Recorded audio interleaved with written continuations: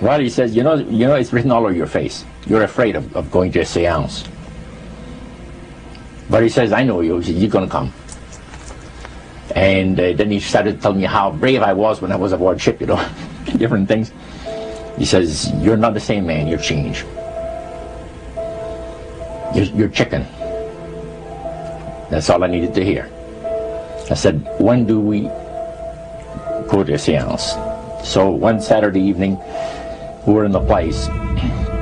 It was our first time. Very beautiful place. A medium was a lady.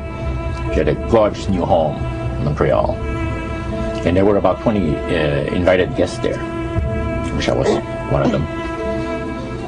And she communicated with the spirits for different people there. And they were telling them what the spirit said. One man said, I would like to talk to my friend that died 6 months ago.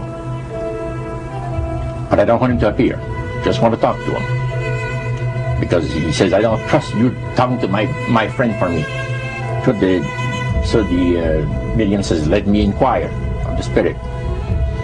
Yeah, the spirit will talk with you. And that big masculine voice was heard in the place. It says, hi Frank. It's nice of you to ask for me to talk with you. And they had a little chat. And after it was over, Frank says, this is the greatest thing on earth, to be able to talk with the spirits of the dead.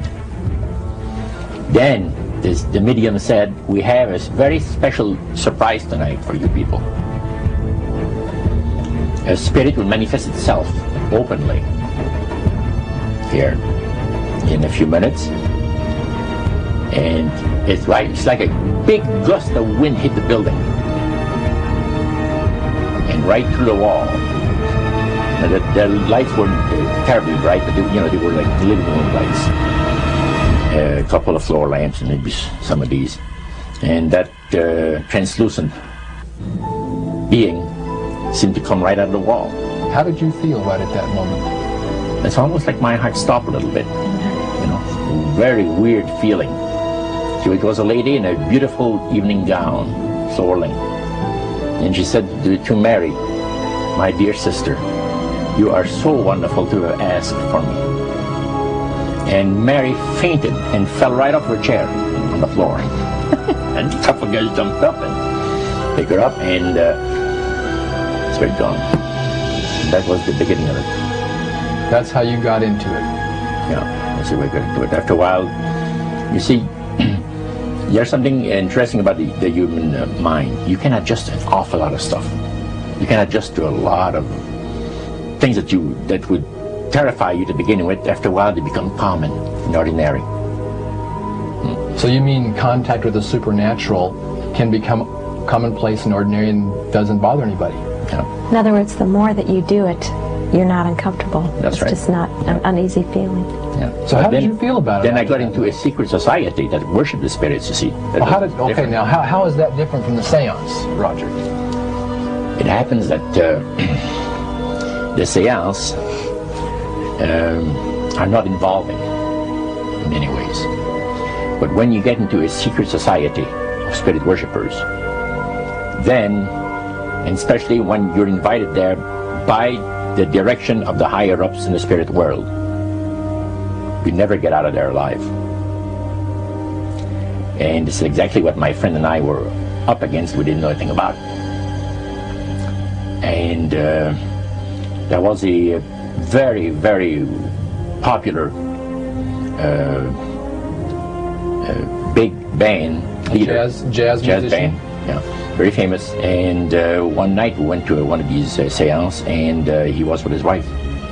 So Roger, you're at this restaurant.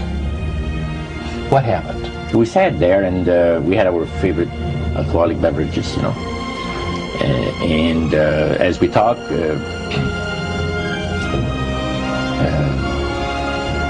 the band leader says, he says, I want power. I go right to the source of power. And he says, how do you think that I became famous the way that I am? Well, I said, you must have had some good luck. Well, he says, there's no such thing as good luck. He says, there's either some power working for you somewhere, or you don't get ahead in this world. Not in my type of occupation. So it went from there. We got talking about spirit worship. Did it intrigue you? Or did it make you want to find out more about what exactly he was talking about? Yeah. So he said the supposed spirits of the dead that you're talking with are demon spirits. They're fallen angels. They're beautiful beings. Just set it out, just like that. Oh yeah. It didn't make you uneasy when he said they were Well, demon it shocked you a little bit, something that you first hear mentioned to you. He said, you guys have got a great future ahead of you. Because we've been told, the high priest of our society, secret society, has been told that the master has very special plans for you too. Now, what did he mean by the master? Satan. And we were interested to hear more about it. And he told us, he says, look, we worship spirits. We worship Lucifer and all his angels. They're just as beautiful as they did before they were cast out of heaven. He says there was a misunderstanding in the whole thing. He says among the inhabitants of the galaxies. And he says our master was misunderstood. And God did not bear with him like he does with people that make mistakes today. So we're in a warfare, good against evil. And we happen to be the evil ones, but we're not that bad. He says, I look at this business between the forces of good and evil. He says, you believe in one person believes in God, and everyone believes in Lucifer. It's like politics. So the great controversy is real. And you've heard someone talk about it that's on the other side. And to these people, they are sold to the fact that Christ will not return to this planet with power and great glory. He's going to abdicate all claims to the planet, because the high priest once said that Christ will abdicate all claims to the planet because he knows that it is lawfully and rightfully Satan's. And at that time, he says, so the priest says, well now, he says, for those of you that are new, let me tell you that this is the most feasible way, he says, to please the spirits. It's to deride Christ and his people, and his church and all that. So they sing out of Christian hymnals. They didn't sing Christian words to the hymns, however. Well, they changed a lot of them. Yeah. And not for the good.